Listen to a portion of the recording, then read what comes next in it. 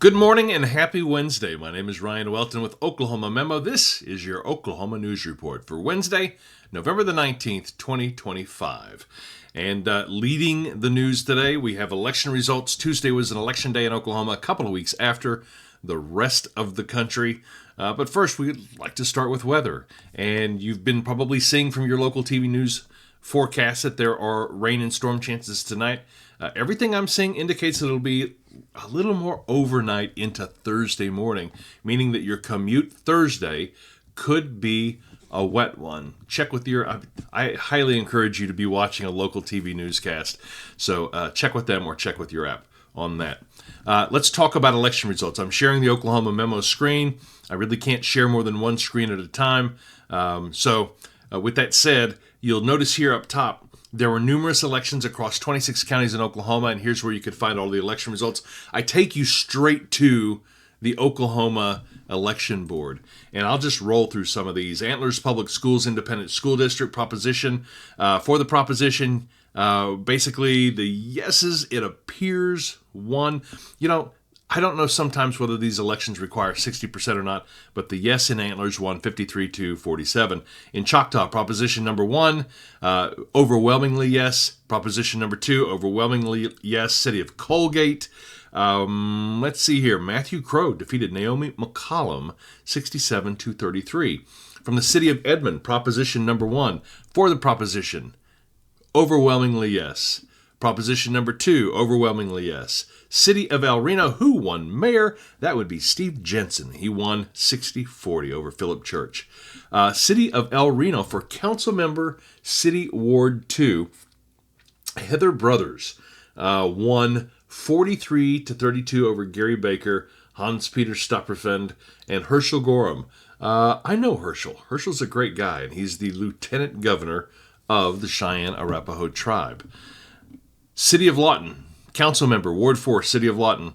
You had Tiffany Dimery defeating George Gill, 56-44. City of Midwest City, you have for the proposition, 73-27, yes. City of Mustang for mayor, Michael Stephen Ray wins 66-34 over Jeffrey Johnson. City of Pawnee, this is for council member Ward 2, Brant Alexander Shaw wins 53-47 over Chris McCrae. City of Pawnee for Marshall, City of Pawnee, Rich Ensign wins 56-44 over B.J. Novotny. City of Yale for Commissioner, Karen Hart, Larry Brown. Boy, this was a close one. Larry Brown wins 50.4 to 49.6 over Karen Hart. Coleman Public Schools District, yes, no. Proposition, the no's win 52-48. Dewey proposition, let's see how far we are down. There's a lot of these. The proposition 1, big time, yes, 92-8. Inola, that proposition there, 57-43. Millwood Public Schools for office number 5. Andre D. Coleman wins 51% over challengers Cartelu Edwards Sr. and Chimere Grant, or Chimere. I'm not really sure. Minko, this is a proposition. It passed 90-10. Newcastle, did the proposition win? It was 53-47. Again, some of these require a 60% vote, but that one, the yeses got 53. Osage Public School District, the proposition for the elementary school there, 54-46, yes. Sharon Mutual, same deal, proposition for those schools, 63-37, that one passed. Silo, 66-34, yes. South Coffeyville, 60-40, yes. Town of Carmen, proposition for the town, 61-39. Yes. Town of Glencoe for Board of Trustees. Who won? Randall Clark did over Andrew Marion and Jake Ann Cavett. And that is, I basically gave you all the election results right there. I'm sure I butchered a few names, but hey, that's part of my charm. You don't know how, a name is spelled one way, you don't know how to pronounce it until you hear it a few times. So I apologize if I butchered that.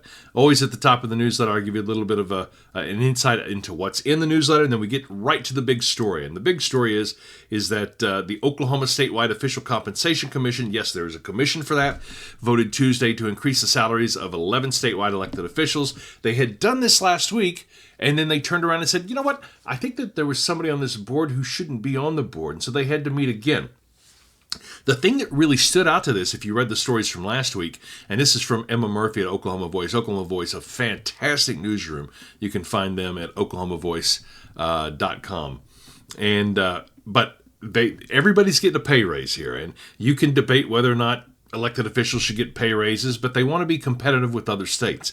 But the thing that caught everybody's attention was the move from $124,000 to $250,000, doubling the salary of the state superintendent, making them the highest paid official in the state.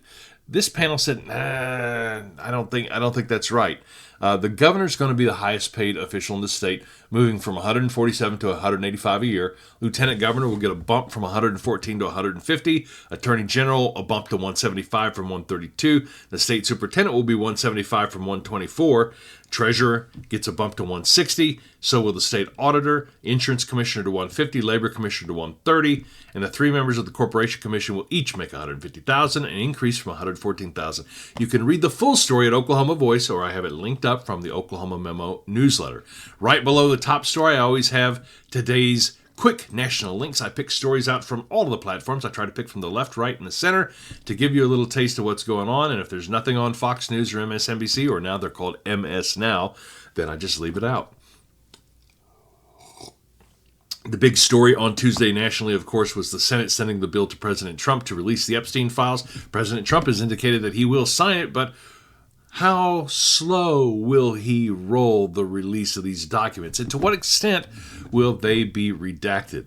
Yesterday, a disturbing meeting with the Crown Prince of Saudi Arabia, and questions came up about the murder of an American journalist. I say he was American, he was Saudi, but he was living in Virginia at the time, Khashoggi, and President Trump dismissed it, saying things happen. Really disturbing response to that reporter's question. And of course, you probably saw the video of President Trump on the plane telling a female reporter to quiet piggy. Unacceptable. Absolutely unacceptable. Another national story, federal court blocks Texas from using new congressional map for 26 elections. The way that this works is the federal court has blocked it. However, there will be an appeal eventually to the Supreme Court, and the Supreme Court will decide whether or not to listen to that or not. Now, this not only could impact Texas and the conservative states looking to do this, could impact the more liberal states, your Californias. This number 4, I have it at number 4, could be the biggest national story of the day. Meta winning their Federal Trade Commission antitrust trial that essentially asserted that they were a monopoly with all of these different platforms. It would have forced a split of Meta into Facebook, WhatsApp, and Instagram. Now, you may think, why does that matter? Historically, when companies have been forced to break up, it spurs all sorts of innovation and competition. It's actually a good thing. So if you're somebody who really believes in free market, in innovation, and if you're an entrepreneur, particularly in the tech space, you're disappointed at this result. Of course, I have the daily lottery results linked in there every day. And then a second story of the day, another local story. This one's from Oklahoma Watch. Care of mistaken identity or Panhandle family justice. Woman's arrest highlights systemic concerns.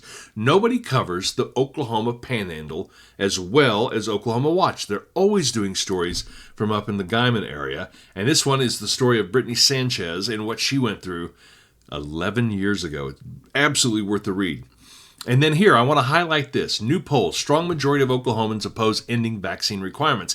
This is the conversation I promised you in the video yesterday with Timothy Lee from the Center for Individual Freedom and highlighting their work with Signal Research. They studied, or they did polling, scientific polling in 4 conservative states, Oklahoma, Arkansas, Louisiana, and Kansas, about whether these states should eliminate vaccine mandates a la Florida. Should they do that? According to this research, Oklahoma said, no, do not eliminate the vaccine mandates. And it was a strong no. But Tim and I, we had a great conversation. And it wasn't just about this polling. We talked a lot about the polarization of politics. He's conservative. I'm more centrist, a little bit liberal. But we had a lovely conversation. And why can't people who disagree on a lot of things. We don't disagree on everything, but why can't we have a good conversation? I hope that Tim and I have more conversations about this. Center for Individual Freedom tends to lean a little more libertarian. And a lot of people say, oh, what's libertarian except sort of just a freewheeling version of conservatism? No, you have liberal, conservative, and you have communitarian and libertarian, and they're different things. Excuse me, I'm trying to catch a chest cold here. But we had a great conversation. You can watch the full conversation in today's Oklahoma Memo newsletter. It's also on this YouTube channel, and it's called Most Oklahomans Oppose Ending Vaccine Requirements. We talk about that. Below that is the Oklahoma Rundown, where I visit every site in the state, and I pick up the best stories. I highlight whether or not it's behind a paywall. If you see the asterisk, it's behind a paywall. But other than that, I try to rank these in order of most important, most interesting to least. Sports usually at the bottom. But there were some big stories yesterday, including the Tulsa public school system unveiling a huge bond package.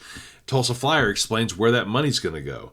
Not only did this compensation board panel boost the salary of things like governor and lieutenant governor, legislators got a pay hike. That's from the Oklahoma Voice. KOSU with the story, Tulsa World with another investigative story. This is Lee Enterprises, and they are really focused in on the Canadian County Sheriff's Department. This is absolutely worth a read. Some just major allegations going on in these stories. Police major sex abuse of boys, men was common knowledge, multiple victims allege. Holy moly, what a story. You hope those things are not true, but you just read that story. And that's from the Tulsa World. It's behind a paywall, so you have to pay for it. Public Service Organization, PSO, begins a $30 million transmission line project in Lawton. That's from KSWO in Lawton, so we do cover Southwest Oklahoma. And then we go on and on with stories down here, including this one from Tulsa Flyer. Chunks of Interstate 44 are falling onto Peoria. ODOT plans to fix it in 2028. I would hope that they would fix it sooner than that, because that's going to hit somebody and kill somebody. That's not good. Sooners climbing in the latest college football playoff rankings. They are at number 8 right now, which means if they were to end up at number 8, they're going to get a home game. Unfortunately, it probably would be against Notre Dame, which is a fantastic football team. Folks, that's it for today's Oklahoma Memo. If it seemed a little clunky, it'll get better as we go along, and I'm not feeling 100%. I feel like I'm coming down with the chest cold. You guys know how that goes. Is it an allergy? Is it illness? Who knows? But I hope you have a great Wednesday. I hope you subscribe to the Oklahoma Memo newsletter, and I would love it if you left me a comment, whether it be of agreement, disagreement, encouragement, discouragement, if I should just retire. Put that in there, whatever you think. But subscribing to Oklahoma Memo is the number one way you can support me. You can find that at oklahomamemo.com. Have a great day.